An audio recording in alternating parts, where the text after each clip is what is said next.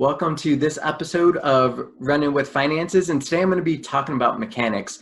So, like most things, if you follow a process, if you follow a proven mechanical system or a process, you're going to be a lot better off for doing so. And the same thing happens when you're running or if you're building a financial planning process.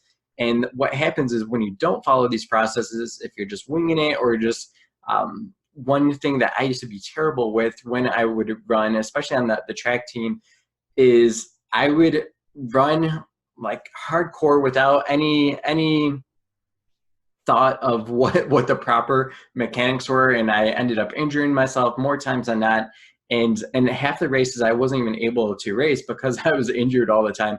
And it's because I was just trying to go like gung ho, and my legs were flailing all over the place. My arms were doing the wrong stuff. My breathing probably wasn't that great either, so I wasn't able to run as efficiently as I could. Same thing happens with your finance. If you don't have a good plan and a process in place, you're going to be doing things and leaving some aspects of your financial life up in the air, and could be possible injury type when it comes to your finances. Things that you could have easily protected against, things that you could easily make sure are on track and you're doing the right things with those. But again, it's because you get too focused when you don't have a process on what you think is important. And another thing that me and my wife have started doing is these new workouts together. And the cool thing about that is that it's a specific program where what we used to do in the past is we'd only do the workouts that we like doing. Like, oh yeah, we like doing the bicep curls and the presses and crunches and stuff like that. All the stuff that we know we were good at.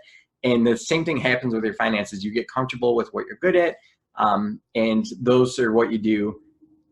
And you kind of forget about the rest of the stuff going on there. And the same thing happens with running too. You just kind of get used to, this is the way I run.